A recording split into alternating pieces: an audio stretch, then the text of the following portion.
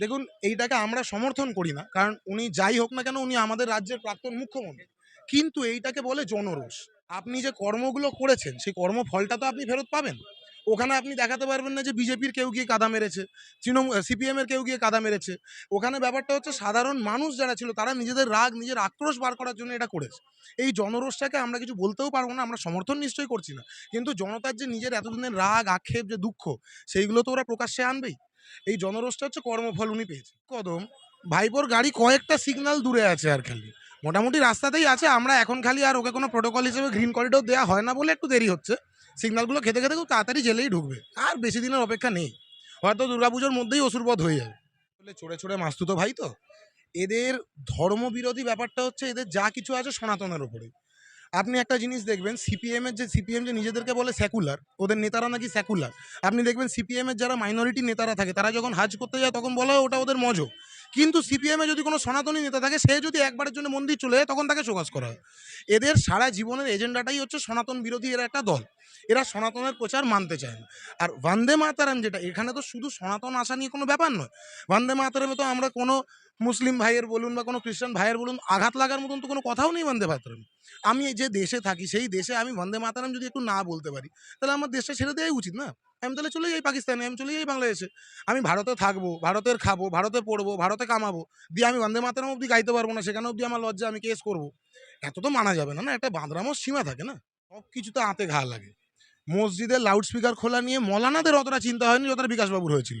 আসলে কিছুই না, ওরা নিজের একটা ভোট ব্যাংক বানানোর চেষ্টা করছে। মুছে তো গেছেই, মহাশূন্যে বিলীন হয়ে রয়েছে। যদি ভাবছি ওই ভোট ব্যাংকটা একটু বানিয়ে নিয়ে যদি কাজে লাগিয়ে ওখান থেকে একটু বেরোতে পারি। পিএম এর কর্মকালে আপনি গুন্ডা শব্দটা যদি ওদের কর্মকাল থেকে সরিয়ে দেন, 34 বছর কেন 34 মাস ওদের সরকার থাকতো না। যেভাবে পারা যায় গুন্ডাদেরকে অনেক সময় আমরা এরমও দেখেছি, পুলিশের মতন করে রূপ দিয়ে গুন্ডাদেরকে দিয়ে ফেকভাবে এনকাউন্টার করা তো বিরোধী দলের। তো যে দলটা গুন্ডাদেরকে দিয়ে মানুষ দমন করায় তারা আর গুন্ডা দমন মানবে কেন? এই নিয়ে ওদের হাতে ঘা লাগছে, এই নিয়ে ওরা চেঁচাচ্ছে।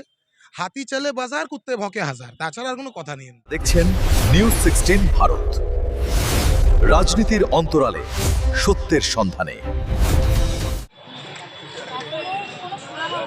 প্রাক্তন যে সরকারটা ছিল, প্রাক্তন সরকারে কাকদ্বীপ থেকে কামদুনি অভয়ার কোনো অভাব ছিল না। আর ওই সরকারের রাজত্বে শেখ শাহজাহানেরও কোনো অভাব ছিল না, কারণ ওই সরকার শাস্তির থেকে প্রশ্রয় বেশি দিত। কিন্তু এটা নতুন পশ্চিমবঙ্গ, নতুন সরকার, আর শুভেন্দু অধিকারী আমাদের যে মাননীয় মুখ্যমন্ত্রী, তার উপর আমাদের অটুট ভরসা আছে, প্রশাসনের উপর আমাদের অটুট ভরসা আছে। আর নেক্সট 2 বছর আর কখনোই লাগবে না, খুব তাড়াতাড়ি এটা সুরাহা হবে। বিচার অভয়া খুব তাড়াতাড়ি পাবে। আমার একটু আগে হাসার সময় দিন, এটা শুনলাম তো মানে এটা হজম হচ্ছে না।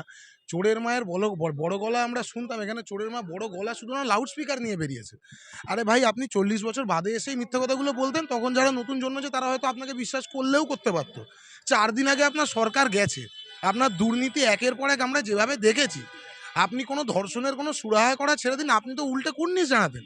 আপনিই তো বলেছিলেন যে শরীর থাকলে, আর আপনি 4 দিন বাদে এসে বলছেন আপনি নাকি 1-2 দিনের মধ্যে সুরাহা করে দিতেন। একটা নির্লজ্জতার সীমা থাকে। উনি নিজের, ওনার মাথায় আর কোনো বুদ্ধি, জ্ঞান বুদ্ধি বলে কিছু আর ওনার বাকি নেই। উনি পুরোপুরি হারিয়ে ফেলেছেন। উনি আসলে চটি চাটা আর বালিশ চাটার মাঝখানে নিজে চেটে গেছেন। তাই জন্য উনি যা বলছে ওতে কান দেওয়ার কোনো মানে। দেখুন, এইটাকে আমরা সমর্থন করি না। কারণ উনি যাই হোক না কেন, উনি আমাদের রাজ্যের প্রাক্তন মুখ্যমন্ত্রী। কিন্তু এইটাকে বলে জনরোষ। আপনি যে কর্মগুলো করেছেন সেই কর্মফলটা তো আপনি ফেরত পাবেন। ওখানে আপনি দেখাতে পারবেন না যে বিজেপির কেউ গিয়ে কাদা মেরেছে, সিপিএম এর কেউ গিয়ে কাদা মেরেছে। ওখানে ব্যাপারটা হচ্ছে সাধারণ মানুষ যারা ছিল তারা নিজেদের রাগ, নিজের আক্রোশ বার করার জন্য এটা করেছে। এই জনরোষটাকে আমরা কিছু বলতেও পারবো না, আমরা সমর্থন নিশ্চয়ই করছি না। কিন্তু জনতার যে নিজের এতদিনের রাগ, আক্ষেপ, যে দুঃখ, সেইগুলো তো ওরা প্রকাশ্যে আনবেই। এই জনরোষটা হচ্ছে কর্মফল উনি পেয়েছেন। চাই বেরোক, বেরোলে জনতা যা বোঝানোর জনতা আজকেও বুঝিয়েছে, জনতা আশা করি হয়তো আগামী দিনেও বোঝাতেই থাকবে। আমরা বেরোতে দিচ্ছি না, এটা সম্পূর্ণ ভুল কথা। উনি বাড়ি থেকে বেরোক, উনি চাইলে হেঁটে হেঁটে বাংলাদেশ চলে যাক, বর্ডার পেরিয়ে যাক, উনি বঙ্গবাসী হয়ে যাক, ওখানে গিয়ে আমাদের কোনো আপত্তি নেই। উনি সুন্দর গিয়ে ওখানে থাকুক, পদ্মা নদীতে উনি ইলিশ মাছ ফিলিশ মাছ ধরুক, সময় কাটাক, রিটায়ারমেন্ট হয়ে গেছে এখন, বুড়ো বয়স, ওইখানে ওইভাবে সময় কাটাক, মাছ ফাছ ধরুক, যাক বাংলাদেশ। এক কদম ভাইপোর গাড়ি কয়েকটা সিগন্যাল দূরে আছে আর খালি মোটামুটি রাস্তাতেই আছে। আমরা এখন খালি আর ওকে কোনো প্রোটোকল হিসেবে গ্রিন করিডোর দেওয়া হয় না বলে একটু দেরি হচ্ছে। সিগন্যালগুলো খেতে খেতে খুব তাড়াতাড়ি জেলেই ঢুকবে। আর বেশি দিনের অপেক্ষা নেই, হয়তো দুর্গাপুজোর মধ্যেই অসুরপথ হয়ে যাবে। আসলে চড়ে চড়ে মাস্তুতো ভাই তো, এদের ধর্মবিরোধী ব্যাপারটা হচ্ছে এদের যা কিছু আছে সনাতনের ওপরে। আপনি একটা জিনিস দেখবেন, সিপিএম যে নিজেদেরকে বলে সেকুলার, ওদের নেতারা নাকি সেকুলার। আপনি দেখবেন সিপিএমের যারা মাইনরিটি নেতারা থাকে তারা যখন হাজ করতে যায় তখন বলা হয় ওটা ওদের মজো। কিন্তু সিপিএমে যদি কোনো সনাতনী নেতা থাকে, সে যদি একবারের জন্য মন্দির চলে যায় তখন তাকে শোকজ করা হয়। এদের সারা জীবনের এজেন্ডাটাই হচ্ছে সনাতন বিরোধী এরা একটা দল। এরা সনাতনের প্রচার মানতে চায় না। আর বন্দে মাতারাম যেটা, এখানে তো শুধু সনাতন আসা নিয়ে কোনো ব্যাপার নয়। বন্দে মাতারামে তো আমরা কোনো মুসলিম ভাইয়ের বলুন বা কোনো খ্রিস্টান ভাইয়ের বলুন আঘাত লাগার মতন তো কোনো কথাও নেই বন্দে মাতরম। আমি যে দেশে থাকি সেই দেশে আমি বন্দে মাতারাম যদি একটু না বলতে পারি, তাহলে আমার দেশটা ছেড়ে দেওয়াই উচিত না? আমি তাহলে চলে যাই পাকিস্তানে, আমি চলে যাই বাংলাদেশে। আমি ভারতে থাকবো, ভারতের খাবো, ভারতে পড়বো, ভারতে কামাবো, দিয়ে আমি বন্দে মাতারাম অব্দি গাইতে পারবো না, সেখানে অব্দি আমার লজ্জা, আমি কেস করবো। এত তো মানা যাবে না, না? একটা বাঁদরামোর সীমা থাকে। ওনার সব কিছুতে আঁতে ঘা লাগে। মসজিদের লাউডস্পিকার খোলা নিয়ে মৌলানাদের অতটা চিন্তা হয়নি যতটা বিকাশবাবুর হয়েছিল। আসলে কিছুই না, ওরা নিজের একটা ভোট ব্যাংক বানানোর চেষ্টা করছে। মুছে তো গেছেই, মহাশূন্যে বিলীন হয়ে রয়েছে। যদি ভাবছি ওই ভোট ব্যাংকটা একটু বানিয়ে নিয়ে যদি কাজে লাগিয়ে ওখান থেকে একটু বেরোতে পারি। আমাদের মাদ্রাসাতেও যেরকম বোম রাখা হবে, সেরকমভাবে আমরা সিপিএমের পার্টি অফিসটাও দিয়ে দেবো, এখানেও বোম ফোম রাখো, কিন্তু ভোটটা আমাদের দাও।